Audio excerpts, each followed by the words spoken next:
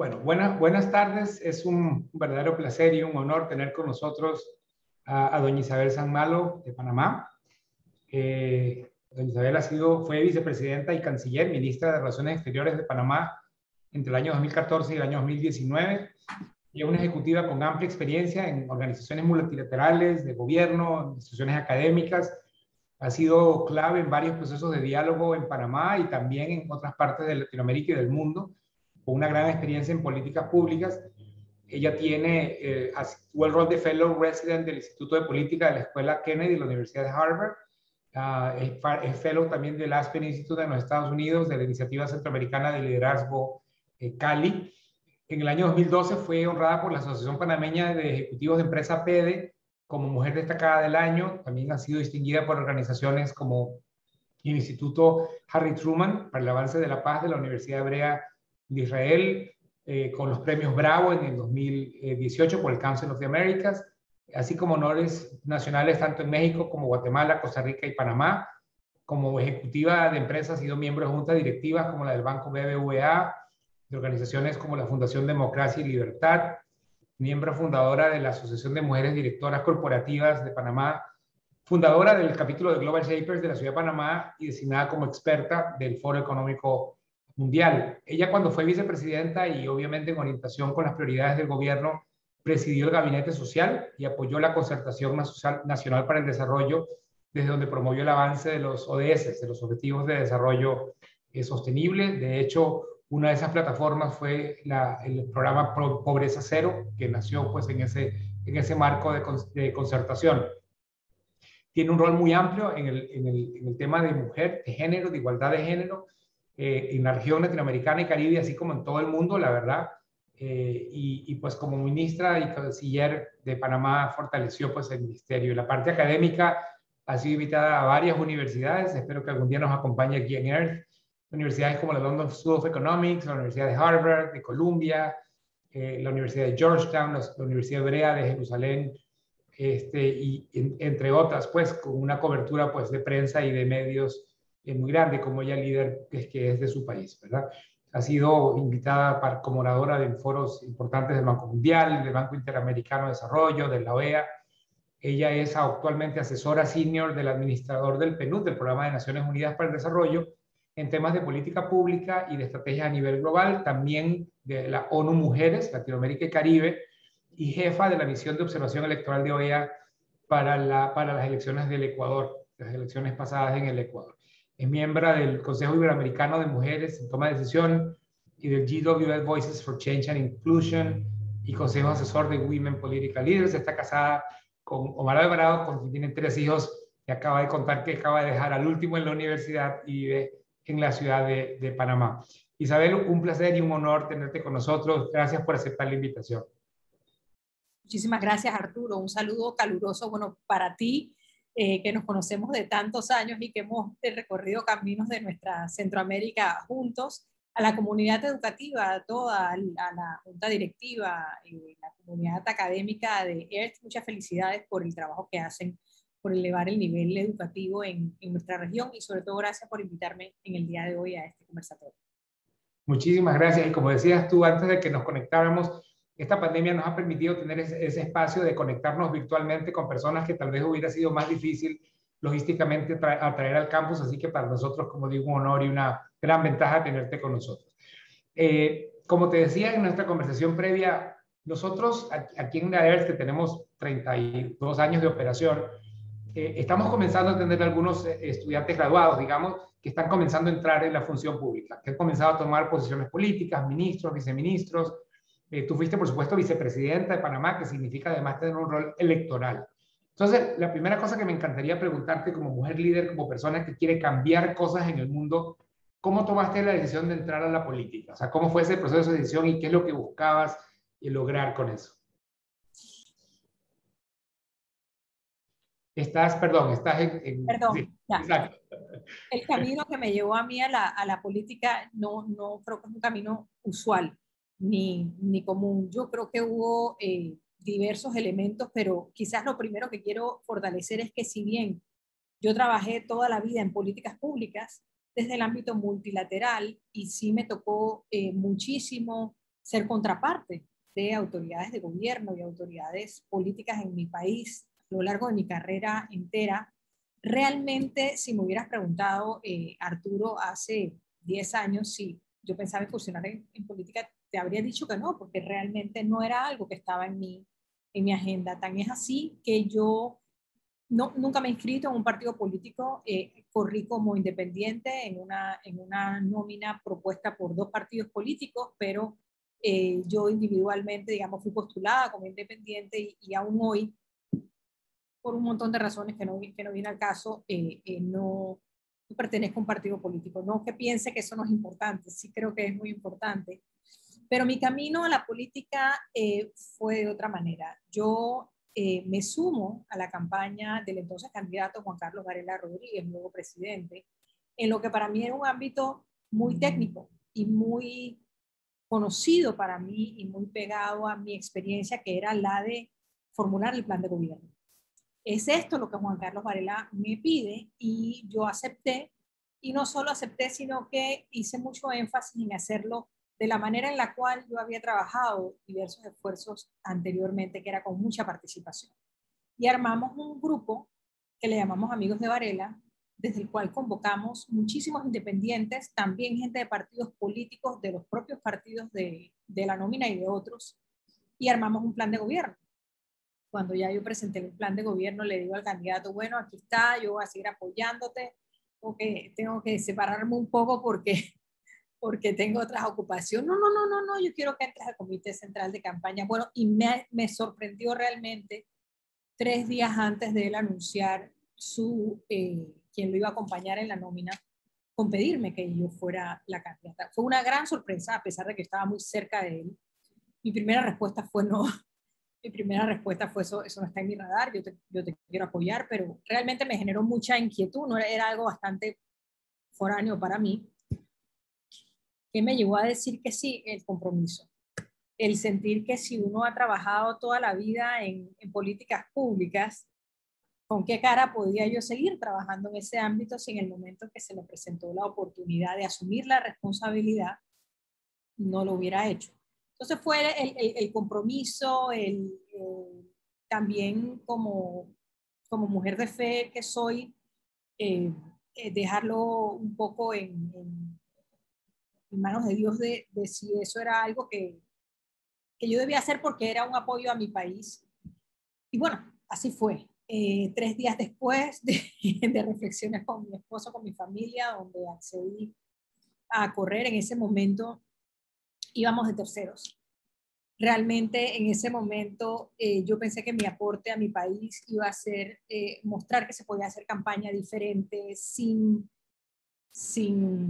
confrontación, de una manera quizás más cívica, como yo estaba acostumbrada, y bueno, ganamos la elección, así es que más que 5 meses de campaña, fueron 5 meses de campaña y 5 años de gobierno. Una decisión difícil, pero creo que hubo diversos elementos que me llevaron a tomarla y fue así como llegó el tema.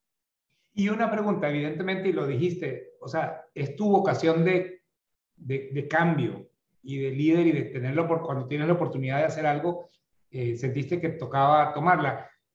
¿Qué aprendiste en esos años, tal vez pensando de nuevo, ¿no?, en líderes jóvenes que están comenzando a transitar por ese camino? ¿Qué aprendiste respecto a las verdaderas capacidades de cambio, en este caso del Poder Ejecutivo? Que obviamente hay algunas, pero me refiero, ¿era todo lo que esperabas? ¿Fue más de lo que esperabas? ¿Fue menos? O sea, ¿cuál fue tu experiencia hoy destilada ya unos años después de haber salido del gobierno? Me gusta mucho tu pregunta porque, como señalé, si bien yo no había estado en función pública ni en una carrera política, sí me había tocado muchísimo trabajar con el gobierno en mi país, con distintos partidos políticos. Entonces yo creo que yo tenía bastante noción de lo complejo que iba a ser el asunto, bastante noción. Digamos, yo no entré inocentemente pensando que iba a ser fácil cambiar el mundo y hacer fácil cambiar mi país. Yo entré conscientemente a sabiendas de que iba a algo complicado, que hubo muchos antes que yo que trataron de hacer cambios que por A o B no pudieron. Creo que pude confirmar que es muy difícil. Pude confirmar que se requieren transformaciones que toman mucho más allá que una buena idea. Y esto lo quiero enfatizar porque a veces es muy fácil pensar que si uno quiere ayudar y uno pone una buena idea sobre la mesa, eso es una gran ayuda, pero descubrí que las buenas ideas necesitan ser posibles y que la política es el arte de lo posible y que lo posible va realmente tanto más allá de si la idea es buena o no y que interfiere en una serie de elementos y factores que hacen que lo que en un proyecto normal son los elementos que impactan, en política tienes muchos más, tienes muchos más, muchos que no tienen ni siquiera lógica, muchos que no tienen lógica. Y tú te preguntas, ¿pero cómo es posible que alguien pueda oponerse a esto? Que a todas luces es lo mejor para la mayoría, por ejemplo. Bueno, pero es que existen los intereses particulares que algunas personas ponen por encima de los intereses comunes. Y si existen las agendas ocultas, existen yo quiero que esto le vaya mal solo porque abona a que yo pueda ir después. Entonces, yo sí te digo, a mí me preocupa para nuestros países las posibilidades de cambio. Debo decir que soy una demócrata de corazón y sigo convencida que la democracia es el mejor sistema que conocemos y lo defiendo y lo defenderé, pero tiene muchísimas debilidades, sobre todo vinculadas a que las expresiones de las personas, los intereses de las personas no necesariamente son genuinos y que el clientelismo juega un factor muy fuerte y que nos toca seguir trabajando muchísimo. Así que yo quiero invitar a todos estos jóvenes destacados que nos escuchan hoy, que nos escucharán después, a que no podemos dejar algo tan importante como la vida pública en manos de cualquier otro. Realmente, y no hay que estar dispuesto a correr para participar, hay muchas otras formas, pero hay que tener conciencia de que el rol de uno es importante en a quién elegimos, en a quién apoyamos y en si entramos o no, porque se trata del país. De acuerdísimo, y es refrescante oír esa dosis de realismo, pero también de compromiso, ¿verdad? Es decir, a pesar de, o sabiendo lo difícil que es, lo importante que es de tomar la batuta. Y voy a llegar, pero no todavía, a preguntarte, como dijiste, nos topábamos en tantas cosas desde antes, por supuesto, de tu rol político, pero también allí. Y francamente yo te vi influyendo de una forma impresionante, no solamente dentro de Panamá, sino fuera de Panamá. Por supuesto, eras la canciller, además de ser vicepresidenta. Y quiero llegar a preguntarte si de tu estilo o de tu forma de liderar como mujer tuvo algo que ver. Déjame preguntarte más amplio primero. ¿Cómo ves a la mujer en el desarrollo de un país? Yo sé que el tema de género es uno de importancia para ti. ¿Cómo ves el rol de la mujer en el desarrollo? ¿Qué son tus principales preocupaciones o preocupaciones? ¿Y dónde ves los retos más grandes ahí? Yo veo la participación de la mujer, creo que para ponerlo de una manera muy sencilla, si tenemos la mitad e incluso un poquito más de la mitad de la población, que somos mujeres, y tenemos estos objetivos tan altos, tan importantes, ¿cómo vamos a llegar a esos objetivos con la mitad de la fuerza laboral? Realmente no es posible. Es como en el seno de una familia, donde idealmente tienes a mamá y papá y hay un balance. De la misma manera en la política, en los negocios, en la vida familiar, el rol de la mujer es fundamental para avanzar. Yo creo que los hombres y las mujeres nos complementamos. Creo que debemos tener las mismas oportunidades. Creo que en ciertos ámbitos tenemos las mismas capacidades, pero hay otros donde hay algunas cosas que nos diferencian. los hombres tienen, querramos o no, más fuerza física que las mujeres. Eso es así. Creo que las mujeres tenemos algunos le llaman el sexto sentido, no sé si es no sé si es nuestro rol natural de madre que nos hace tener una sensibilidad para ver algunas cosas. Todo eso contribuye a balance en la toma de decisiones, balance en las valoraciones. Yo creo que mientras más temprano un país, una sociedad reconoce la importancia de esa participación de todas y todos, mayor será la ganancia y mayor será el avance en todos los frentes. De acuerdo, sí. Como tú dices, es un poquito más de la mitad de la población y estamos muchas veces jugando sin el equipo completo, por decirlo, como dice una buena amiga nuestra. En esa participación creciente, las mujeres han venido ganando más espacio en el mercado profesional, en los mercados laborales. Todavía no es necesariamente equitativa, pero particularmente no es equitativa en dos frentes, ¿no? Uno, en cuántas mujeres acceden a altas posiciones de liderazgo, y como ya dije antes, para allá quiero llegar, pero también hay una diferencia de brecha salarial, ¿no? O sea, es interesante, este es un tema en el que los países más, entre comillas, avanzados o más ricos, no están mucho mejor que los países que tal vez somos menos ricos. Las brechas salariales hasta se parecen, más o menos alrededor del mundo, ¿verdad? Hay rangos, pero existen, son persistentes y son muy, como dicen, se encuentran en todas partes. Entonces, ¿cómo ves tú eso? Y voy a aprovechar porque tenemos algunas preguntas de la audiencia, y una toca el tema en particular en la agroindustria, si tuvieras algún insight, digamos, sobre la agroindustria en particular. Pero entonces, ¿cómo ves el tema de la brecha y qué se puede hacer? ¿Qué puede ser efectivo? Me encantó lo que dijiste al principio, ¿no? Es el arte de lo posible. Entonces, ¿dónde crees que están las posibilidades hoy en día para mejorar la situación con esa brecha salarial que persiste en todo el mundo? Me tocó, cuando estaba en función pública, ser parte de la iniciativa Equal Pay, liderada por la OIT, Naciones Unidas y la OECD.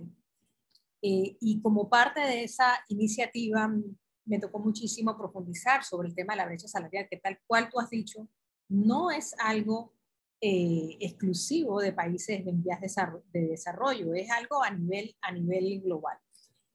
Se hacía mucho énfasis en el marco del Equal Pay, cosa que yo aprendí en ese momento y no tenía tan claro antes, que más allá de decir, bueno, si tienes dos posiciones de igual responsabilidad o del mismo rango, si le quieres llamar, dentro de una empresa o dentro de una institución, deben tener el mismo salario. Se habla es del valor del trabajo, es decir, igual salario por igual valor. Y allí hay un elemento interesante también sobre el cual yo no había reflexionado antes, que si notamos, usualmente las carreras de menor remuneración son carreras mayoritariamente ocupadas por mujeres. Y la pregunta es, ¿qué vino primero? Que la remuneración fuera baja y entonces las ocuparan mujeres, o que porque son mujeres, la mayoría de las personas que lo ocupan, la remuneración en esa ocupación es baja. Y voy a poner algunos ejemplos muy sencillos. Bueno, dentro de la industria de la salud, una cosa son los médicos y otra cosa son las enfermeras.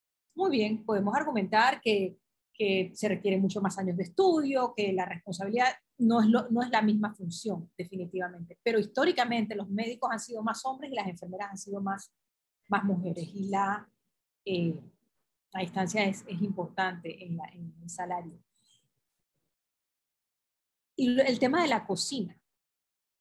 Históricamente, quienes se ocupan de la cocina, con el nombre que le hemos dado en América Latina, cocineras, son salarios bajos. Pero históricamente los chefs, que han sido, hoy eso está cambiando, pero los chefs por mucho tiempo eran hombres, son salarios más altos. Entonces, ¿qué vino primero? No sabemos. Pero lo que habla Equal Pay es empezar a mirar el valor. Y fíjate que yo creo que COVID nos ha hecho un favor en ese sentido cuando empezamos alrededor del mundo a hablar de los trabajadores esenciales y de cómo habrían hecho nuestros países para seguir funcionando con todo el mundo desde la casa, pero con unos trabajadores esenciales sin los cuales no podíamos funcionar. en los hospitales, o bien quien nos traía los alimentos a la casa o quien hacía las entregas.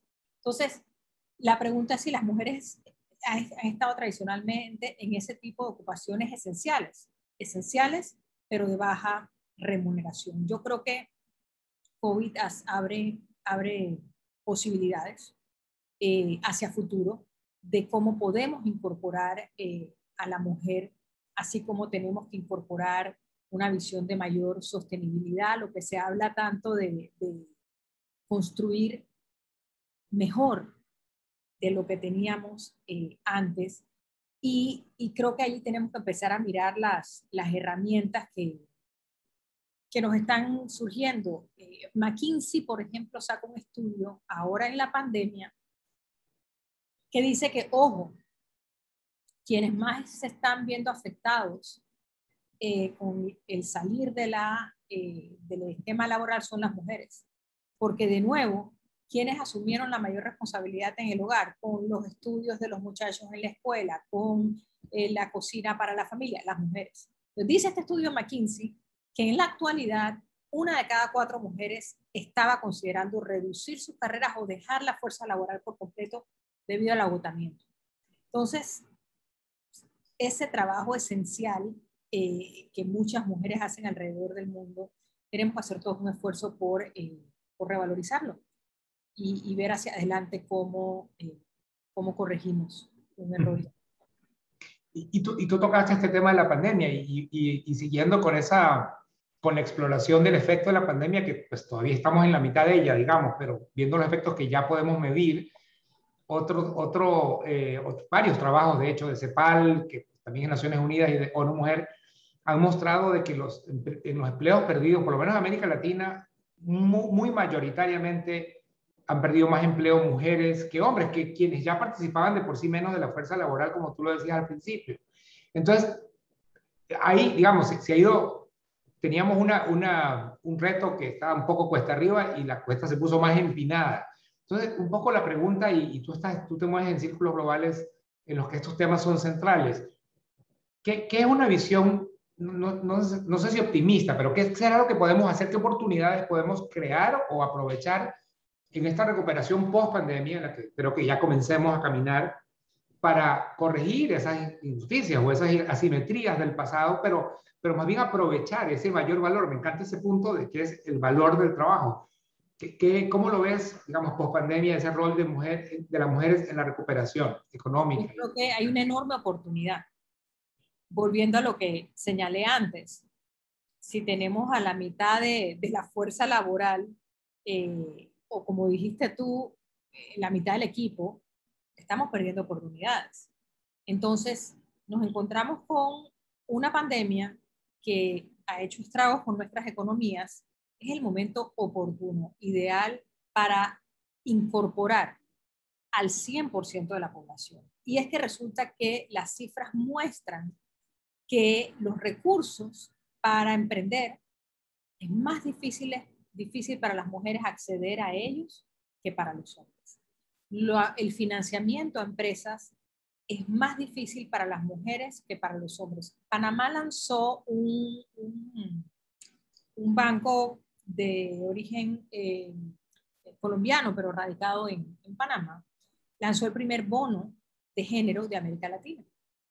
Y conversando con la presidenta del banco recientemente sobre la implementación del bono, me contaba que lo que más le estaba costando, y estamos hablando de un banco grande, capaz, con gente muy capacitada, ejecutivos de alto nivel, lo que más estaba costando era que el equipo humano del banco realmente no estaba diseñado para lidiar con empresas lideradas por mujeres.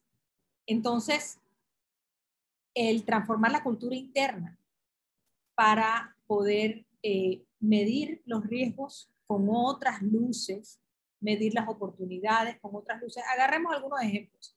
Históricamente, las mujeres han tenido tenencia de la tierra en mucho menor cantidad que los hombres. Por ahí hay una cifra que dice que a nivel global, el 13% de las mujeres son propietarias de tierra. Entonces, ese es el tipo de cosas que para un banco suele ser una garantía muy importante. Pero eso no necesariamente te mide la capacidad de éxito de un negocio, la capacidad de retorno de esa inversión. O sea, hay que encontrar nuevas formas de medición para poder realmente suplir el gran vacío que hay para la inversión con enfoque de género. Hablando de cifras también, dice que las mujeres fundadoras de empresa obtuvieron en el 2017 2% de los dólares invertidos. Solo 2%. Entonces son cifras. ¿Qué significa esto para la recuperación? Son posibilidades enormes. ¿Cómo desbloquear estos recursos financieros para que las mujeres puedan poner más empresas, que genera empleo, que reactiva la economía, que pagan impuestos? Que eso es lo que necesitamos. Necesitamos generación de empleo, necesitamos más impuestos. Yo creo que la pandemia nos ofrece una oportunidad, pero no va a llegar por sí sola si no tenemos conciencia de ello. De la misma manera que si no tenemos conciencia de una recuperación más verde, no se va a dar. En los proyectos de infraestructura que están en el pipeline en un país, ¿los vamos a mantener igual o vamos a procurar que tengan ciclovías? Porque ya nos dimos cuenta que ese es un método de desplazamiento, no solo verde, sino oportuno cuando tienes que hacer distanciamiento social. ¿Vamos a mantener el proyecto igual o lo vamos a reformular? Vamos a seguir construyendo, digamos, un país como el mío, muy caliente. En Panamá no había restaurantes con áreas comunes, como áreas exteriores, muy poco, porque es un país caliente. ¿Conoces Panamá? Bueno, resulta que nos hemos dado cuenta que sí se puede y se han creado espacios agradabilísimos en restaurantes al aire libre. ¿Y eso qué significa?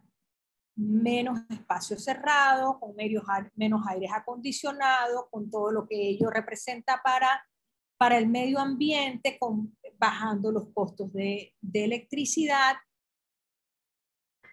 Pero esas cosas, para que se den, tenemos cada uno de nosotros que tener conciencia de ellas, en cómo manejamos nuestros hogares, nuestras empresas y por supuesto en la vida pública también. Claro. Claro. Has tocado el tema de acceso a recursos, bueno, con la brecha, por supuesto, salarial. Y has mencionado la importancia de tener, ¿verdad?, esa mitad de la población humana, mitad y un poquito más de la población humana también siendo parte del crecimiento y de la sociedad en general. Como decía al principio, quería llegar aquí. Hay, digamos, un porcentaje muy bajo todavía, y también es un fenómeno global, de mujeres que llegan a las posiciones más altas, por llamarlo de alguna forma, o las de más responsabilidad, en empresas públicas y privadas, también en gobiernos, ¿no? Números bajísimos, ¿verdad? En Latinoamérica, 5 o 10% de mujeres, de las empresas, sobre todo más grandes, son lideradas por mujeres. En el mundo, Estados Unidos y Europa, un poquito más alto, pero no mucho más. Entonces, quería preguntarte, o sea, tú llegaste a una posición de altísimo nivel, ¿verdad? Vicepresidenta, pero además canciller. Y como digo, yo te vi altamente eficaz y sin duda por tus características personales, sin duda. Pero déjame comenzar por preguntar, ¿por qué sería importante tener más mujeres en posiciones de esos altos liderazgos? O sea, ¿por qué no debería importar que solo el 10% de CEOs, de gerentes generales de empresas en Latinoamérica, menos del 10% de hecho, son mujeres? Que nos quitamos la oportunidad de mejores decisiones, no porque las mujeres seamos ni más inteligentes ni estemos mejor preparadas, pero sencillamente porque traemos otros puntos de vista a la mesa. Hablemos de los productos de consumo hogar. ¿Quiénes compran los productos de consumo hogar? Más las mujeres que hombres.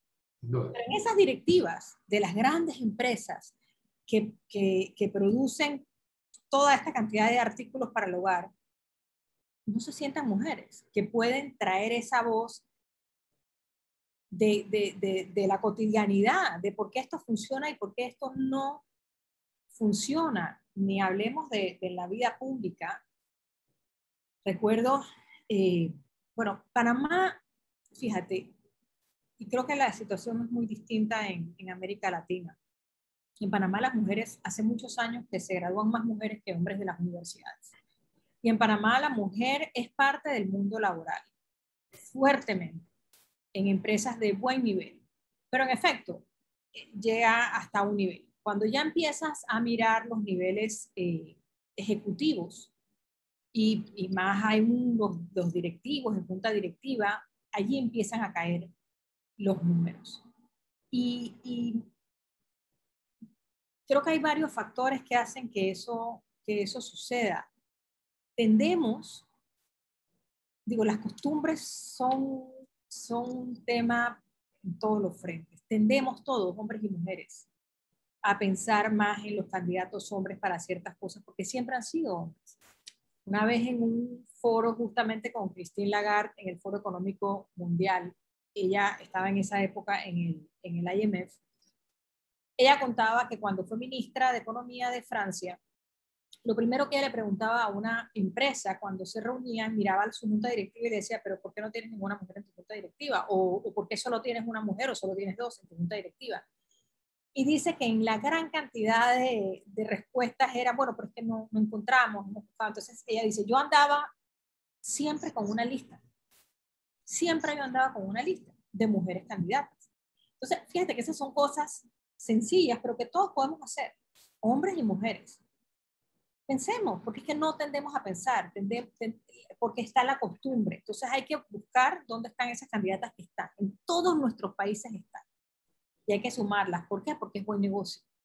Para las empresas es buen negocio tener a las mujeres tomando las decisiones como parte de los consejos directivos. En las políticas públicas, hombre, si estamos definiendo políticas públicas para toda una población y la mitad de la población son mujeres, ¿cómo es posible que vamos a tomar políticas públicas sin tener esa mirada? Porque, de nuevo, los hombres y las mujeres nos complementamos. Y yo recuerdo que impulsé mucho el tema en gobierno y escuché mucho, es que no hay candidatas, de verdad que lo escuché mucho, en el ámbito público y en el ámbito privado, y eso no es cierto. Y tampoco es cierto que vamos a darle el puesto a nadie solo porque es mujer, no. Es porque las mujeres calificadas que pueden aportar, igual que los hombres, están allí y existen y hay que buscarlas. Yo logré impulsar una ley que logramos aprobar, se logró aprobar en el Congreso para garantizar en Panamá el 30% de mujeres en juntas directivas de empresas públicas y empresas reguladas. Es decir, no solo todas las empresas públicas, sino que las empresas reguladas, estamos hablando de todos los bancos, y sabes que Panamá pues tiene una plaza importante, todas las aseguradoras. ¿Tú sabes cómo fue peleado eso? ¿Cómo me lo discutieron? Todavía me lo discuten. Pero ya se empezaron a dar los cambios. Se estableció una transición a 3 años. Hemos ido más lento de lo que la ley obliga. Pero bueno, estamos en la dirección correcta. Y creo que hay que seguir empujando en todos los frentes, en las universidades, en los negocios, en las políticas públicas, para el beneficio de todos. De acuerdo, y ve que interesante porque alguien de la audiencia, que por cierto es una mujer que es parte de nuestra junta directiva, está a poner una pregunta que ya contestaste con lo que acabas de decir, pero que quiero expandir. Ella pregunta si crees en esas cuotas que se han impuesto por algunos gobiernos para forzar la participación de la mujer o para ayudar en su mayor presencia en cuadros de toma de decisiones. Ya dijiste que sí, porque promoviste esa ley. La pregunta que tal vez yo expandiría es ¿por qué crees que sí funciona? O sea, ¿hasta qué punto? Porque claro, la crítica que uno podría decir a las cuotas es lo vas a terminar llenando por llenarla, pero no porque sea necesariamente bueno para la empresa o para la sociedad. Empiezo por decirte que yo no creía en cuotas. Ok. Y el tema de las cuotas por muchos años no me hacía sentido. Pero realmente ya en función pública me di cuenta que de otra manera no íbamos a llegar. De otra manera iba a tomar demasiado tiempo. Y creo que no es cierta la premisa de que la cuota nos va a obligar a llenarlas por llenarlas. No, es que las mujeres calificadas están allí para llenar los espacios bien llenados. Pero hay que forzarlo, porque sencillamente está tomando demasiado tiempo. ¿A costa de quién? No a costa de las mujeres, tengámoslo claro. Esto no es algo que porque es bueno para las mujeres, porque las mujeres pobrecitas no lo merecemos, no. Esto es por construir mejores países. mejores sociedades, por tomar mejores decisiones. Entonces, sí soy una convencida que las cuotas son una herramienta fundamental y creo firmemente en impulsarlas hasta donde se pueda. No me está preguntando a mí, Adriana, pero Adriana, la persona que puso la pregunta, pero voy a poner mi 10 cents porque yo tampoco creo en cuotas en general. Yo creo que son distorsiones. Lo que pasa es que a veces uno hace distorsiones, como con los hijos, ¿no? O sea, con los hijos uno no tiene un libre mercado porque lo que está es buscando inducir cierto proceso de crecimiento con la esperanza de que cuando ya no esté uno como papá para inducirlo, es la persona en su libre albedrío y en su racionalidad, digamos, humana, encuentre el sentido de eso, ¿verdad? Como cuando decimos a los hijos que pruebe algo, ¿verdad? Es decir, uno no debería obligarle a los hijos, sí, pero hasta que no pruebe, qué difícil, entonces hasta que las empresas no entiendan el valor. Ahora, hay un dato interesante en Europa, donde se pusieron estas cuotas del 30% en juntas directivas hace ya años, más como de una década por lo menos. Hubo dos fenómenos bien interesantes, que es, el uno fue que la promedio de mujeres en juntas directivas en Europa bajó, y porque efectivamente no habían tantas mujeres con perfil para ser directoras como hombres en el bracket de edad que estaba acostumbrado a ver en juntas directivas, porque había menos mujeres que habían tenido esas carreras profesionales. Pero había gente más joven y comenzaron a llenarse de esas, y estamos hablando de empresas muy grandes europeas, empresas públicas, y el otro efecto es que comenzaron a haber más empresas, más mujeres extranjeras en juntas directivas. Entonces, y ambas cualidades, la parte generacional y la parte de perspectiva geográfica, más bien vienen a ayudar, ¿no? A una perspectiva más diversa en las empresas. Sí, personalmente creo que no es para todo las cuotas. Creo que no deberíamos decir que el 30% sea mujer en todas las posiciones o así, porque comienza uno a... Pero fíjate, da para una buena conversación. Déjame hacerte una pregunta como hombre, y también tomando en cuenta que nosotros tenemos 50-50, hombres y mujeres, y es por diseño, ¿verdad? Es una meta, explícita nuestra, y la cumplimos ya por 4 o 5 años. Y, y te quería preguntar, ¿cuál es el rol de los hombres en todo esto? Y lo pregunto, yo soy hombre de más edad, pero digamos, nuestros estudiantes son chicos que están, estudiantes hombres y mujeres, son hombres y mujeres que están comenzando una vida profesional, y en particular sobre el tema familiar, ¿verdad? Es decir, sobre el tema hogar y sobre el tema, los roles tradicionales, masculinos y femeninos, y cómo lo ves tú, tanto a nivel personal como a nivel de la sociedad. Yo creo que los hombres tienen un gran rol en esto. Y creo que le hace daño a la lucha pensar que es una lucha de las mujeres. Esto es una lucha, de nuevo, por mejores sociedades, mejores países, lucha la cual tenemos que hacer todos, hombres y mujeres. Recuerdo cuando estaba en función pública que yo le di yo tenía 2 viceministros. La Cancillería panameña tiene 2 viceministerios, y uno era un hombre, Luis Miguel Hincapié, y otro, la viceministra de Cooperación, era una mujer, María Luisa Navarro, creo que la conocen, en Cali también. Muy bien. Bueno, yo le di a Luis Miguel la responsabilidad de representarme en un montón de temas de género, cosa que él hizo con mucho entusiasmo, pero lo hice a propósito, porque es que no necesitamos más hombres hablando de por qué esto es importante. Y en el hogar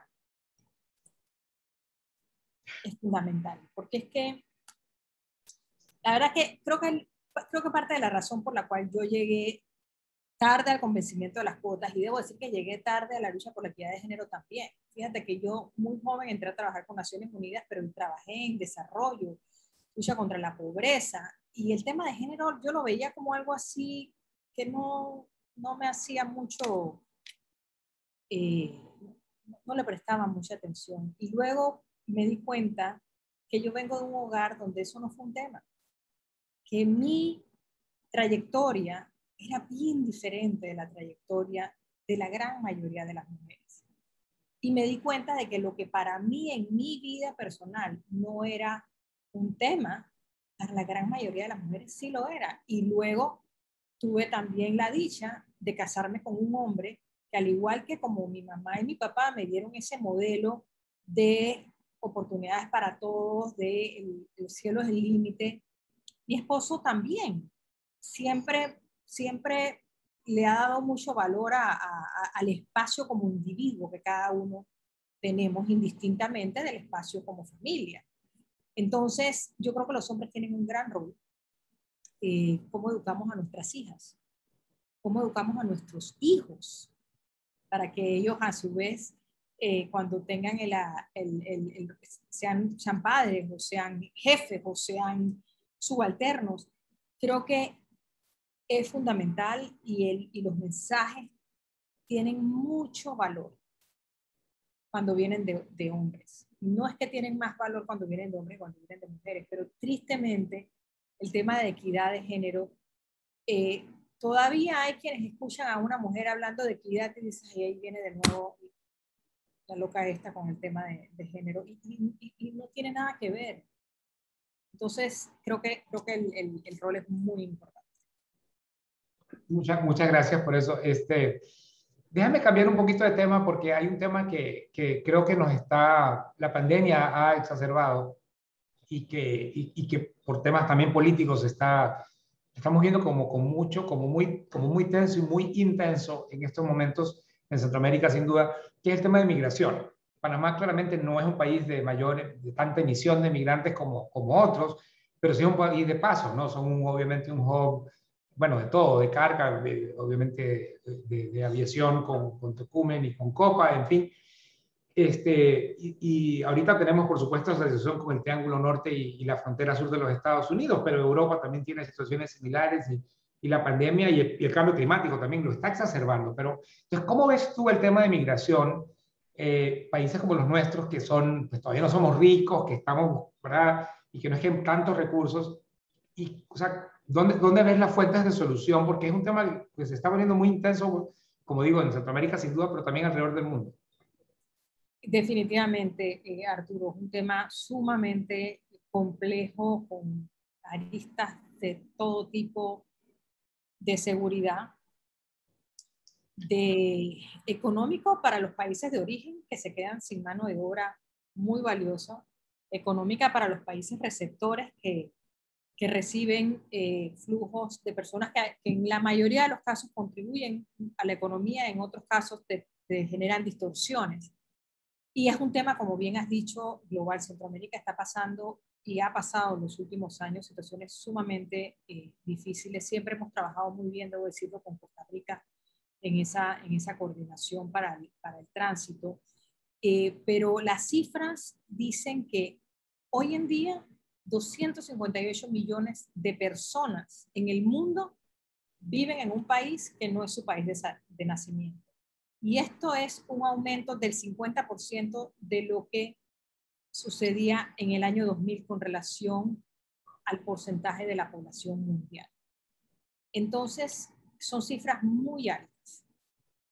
En Centroamérica, y es importante compartir, seguramente tú lo sabes, pero no sé si todos los que nos escuchan, el flujo migratorio, que es enorme, de ese tránsito que busca llegar a los Estados Unidos, básicamente, está lejos de ser solo un flujo de la región.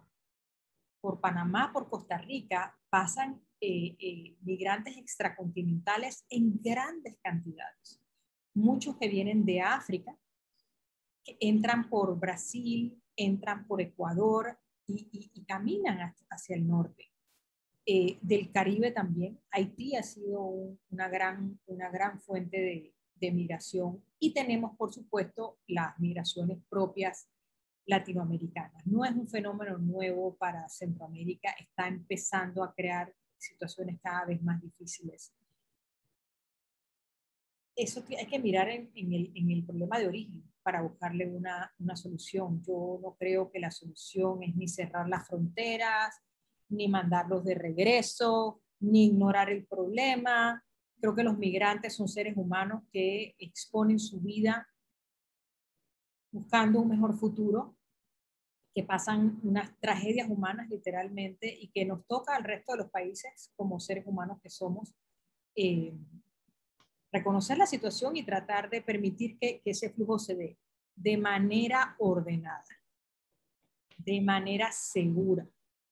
No estoy hablando de que sea una cada uno haga lo que quiera. No, tenemos que tener orden, tenemos que tener estructura. Y en eso el reciente acuerdo que ha tenido Panamá con Colombia, y tengo entendido que hoy o ayer estaba la canciller panameña en Costa Rica justamente hablando del mismo tema, es algo similar a lo que hicimos nosotros estando en gobierno, que es hablemos de cuántos podemos manejar efectivamente y tengamos un flujo estructurado y controlado de los que cada país, claro, es que Colombia es muy grande, Panamá es pequeño, Costa Rica es pequeño, entonces la cantidad de migrantes que en un momento dado pasan por el territorio colombiano, quizás a Colombia no le representa lo mismo que le representa a Panamá o a Costa Rica. Entonces, para mí esa colaboración entre países es fundamental para que ese tránsito se dé de la mejor manera para personas que huyen de situaciones muy difíciles. Tú lo has mencionado. Crisis humanitarias, crisis ambientales, cambio climático, seguridad, falta de oportunidades. Nadie se va de su país exponiendo su vida sino por razones de mucho peso. El plan del presidente Biden hacia Centroamérica gira alrededor de darle solución al origen del problema, lo cual hace que hable principalmente para efectos de Centroamérica de lo que conocemos como el Triángulo Norte, que son los países que más migrantes genera hacia los Estados Unidos. El Salvador, Guatemala, Honduras. Considero que ese plan tendría que tener una mirada más amplia hacia todo Centroamérica, porque las realidades son distintas, sí, pero el problema es un problema de la región. Ahora, ¿cuán exitoso está siendo hasta este momento ese plan Biden en buscar o trabajar las causas? Todavía no hemos visto mucho. Hay que esperar un poco quizás, pero hablan, por ejemplo, de la lucha contra la corrupción, hablan, por supuesto, de la lucha contra el narcotráfico y habla de la generación de oportunidades en esos países. Pero bueno, estas no son cosas que podamos dejar a un tercer país, aunque sea una potencia. Entonces yo de nuevo vuelvo al tema de cuál es el rol de las mujeres en la recuperación. Tenemos que crear más empleos, tenemos que crear más empresas, tenemos que generar, hacer que la economía se mueva, y en eso las mujeres tienen un gran rol, como tienen los jóvenes que nos escuchan. Hay que apuntar más al emprendedurismo cada vez más, y yo veo con mucha ilusión lo que los jóvenes están haciendo en emprendedurismo. Pero para volver a tu pregunta, Arturo, el tema de la migración es realmente trágico. Las personas salen huyendo de violencia, de pandillas, de explotación en forma de trata de personas, de prostitución, y son cifras realmente alarmantes. Te doy unos datos de Panamá para ponerlo en contexto. En nuestro periodo de gobierno 2014-2019, por Panamá cruzaron 80,000 migrantes irregulares. 45,000 de esos 80 eran del Caribe, Cuba y Haití. 20,000 de África, 7,000 de Asia. Wow. Y solo en el 2019, 23,000 cruzaron por la frontera colombiana hacia Panamá. Son cifras muy grandes, que además han venido creciendo y que tenemos que prestarle atención y no tratar de eliminarlos de por sí, sino tratar de eliminarlo pensando en por qué ocurre. Claro. Sí, no, definitivamente, y no es fácil, porque también las soluciones van a tomar un poco de tiempo, ¿no? Es decir, no hay soluciones mágicas, requieren construir a veces un tejido productivo que a veces no existe. El empresarialismo, concuerdo, y es una de las cosas que cuando nos visites vas a ver un poco el programa nuestro, tiene un énfasis en empresarialismo muy grande, y es justamente porque necesitamos crear oportunidades, no solamente preparar profesionales para que se disputen o para que busquen oportunidades que ya existen, sino pues crear nuevas para ellos y para ellas, ellos y otros. Hay una pregunta de la audiencia a una profesional joven aquí en la universidad. Pregunta: ¿algún consejo o mensaje para mujeres jóvenes interesadas en la lucha por la igualdad de género? Algo que le hubiera gustado saber cuando usted inició en esta trayectoria. Es una pregunta muy, muy interesante. ¿Qué te hubiera gustado saber hace 20 años? Hace 20 años me hubiera gustado saber, como dije, que yo he tenido privilegios y oportunidades que la gran mayoría no. Y no tengo dudas que quienes nos escuchan quizás son parte también, porque solo el hecho de que están en una universidad como Earth, teniendo el acceso a educación de ese nivel, las pone en un círculo exclusivo en el cual no están, y no quiero ni hablar de Afganistán y lo que representa el régimen talibán y lo que significa eso para millones de niñas que no sabemos si van a tener que salir de la escuela. Han dicho que no, pero ya las separaron. Entonces la pregunta, ya están los hombres en una aula y las mujeres en otra. Entonces la pregunta es, ¿cuáles son los profesores que van a enseñar en una y en otra? ¿Qué le van a enseñar a las mujeres? ¿Qué le van a enseñar a los hombres? No queremos volver a aquellos esquemas donde los hombres estudian ciencia y las mujeres aprenden a coser. Entonces, ¿qué hubiera querido saber? Saber que la brecha es enorme, que si no hacemos algo a conciencia no se va a reducir, que hay que empujarlo desde todos los frentes y todos y todas podemos poner nuestro granito de arena. Por ejemplo, te invitan a un panel de 6 y son 5 hombres y una mujer. ¿Por qué? ¿Por qué si en el mundo somos mitad y mitad prácticamente? ¿Por qué me voy a sentar en un panel donde soy la única mujer o es que no hay más voces de mujeres? Ejemplo. Nosotros mismos tenemos que generar confianza y poner nuestro aporte y nuestro grano de arena. Pero quien hizo la pregunta tiene una enorme ventaja y camino recorrido sobre mí, porque cuando yo estaba en la universidad no estaba haciendo esas preguntas. No tenía conciencia en ese momento de que la desigualdad y la inequidad era tan profunda como seguramente ya ella hoy lo sabe.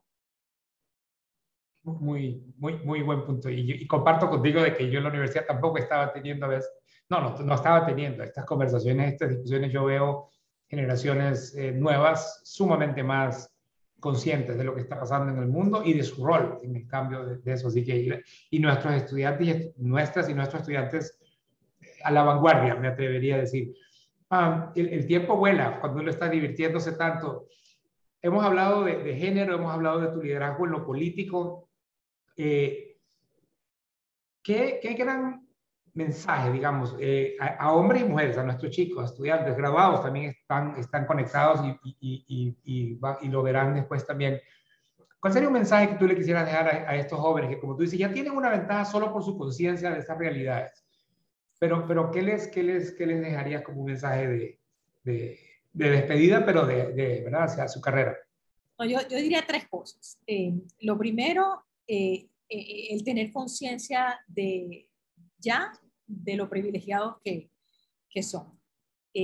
Porque de hecho lo son y eso los obliga a mayores aportes. Lo segundo, sus países, su región y el mundo los necesitan. Las transformaciones que necesitamos alcanzar, los objetivos de desarrollo sostenible, la equidad de género, la superación de la pobreza, la pandemia, necesita de seres humanos con capacidad y comprometidos para hacerlo. Entonces, tengan esa seguridad. Su país, su región y el mundo los necesitan. Y de nuevo, no es que hay que correr para una carrera pública para aportar. Esa es una manera muy válida y los invito a hacerlo. Pero desde cualquier espacio hay tanto que aportar. Si eres un empresario, garantizando que tengas políticas de equidad dentro de tu empresa, políticas inclusivas dentro de tu empresa, políticas ambientalmente sostenibles. Y lo tercero, el ámbito ciudadano también, es decir, puedes aportar del ámbito público, desde el ámbito privado o desde el ámbito ciudadano. Tener presente que vivimos en un mundo interdependiente. COVID nos ha mostrado eso con mucha fuerza. Todos estamos seguros solamente cuando cada uno de nosotros está seguro. Entonces, en ese sentido, creo que ese lema de los Objetivos de Desarrollo Sostenible, que es tan sencillo, pero que a mí me gusta tanto, no dejar a nadie atrás. Creo que los estudiantes de Earth tienen la enorme oportunidad en cada espacio de su vida asegurarse de no dejar a nadie atrás. Muchísimas gracias por ese mensaje y la verdad es que inspirador. Como mencioné en tu presentación, tú arrancaste este grupo de Global Shapers en Panamá, claramente dejando muy obvio, muy presente tu confianza en las nuevas generaciones, ¿verdad? En gente que son los que van a cambiarla. Nosotros podemos seguir buscando empujar, pero yo creo que los que verán y serán líderes de cambio serán gente joven como nuestros estudiantes y nuestros graduados que ya van alcanzando esas posiciones. Muchas gracias, Isabel, por el rato que nos diste. Gracias por esa franqueza y esa candidez con la que nos contaste tus experiencias y lo que has aprendido en estos años. Y esperamos tenerte aquí un día pronto, cuando esta pandemia nos deje más espacio de visitas, porque creo que sería muy lindo recibirlo de primera mano de ti y que conozcas un poco más de lo que hacemos. Así que muchísimas gracias. Gracias infinitas a ti por la invitación. Me encanta la oportunidad. Gracias a tus estudiantes que nos han escuchado y ojalá sigamos la conversación. Yo sí tengo mucha confianza en las generaciones más jóvenes, tengo mucha ilusión frente a las generaciones más jóvenes, así es que el mundo es de ustedes. Gracias por la invitación. Muchísimas gracias, Isabel, y gracias a todas y a todos quienes se conectaron ahora y quienes van a tener el chance de escuchar esta conversación. Que tengan muy buena tarde.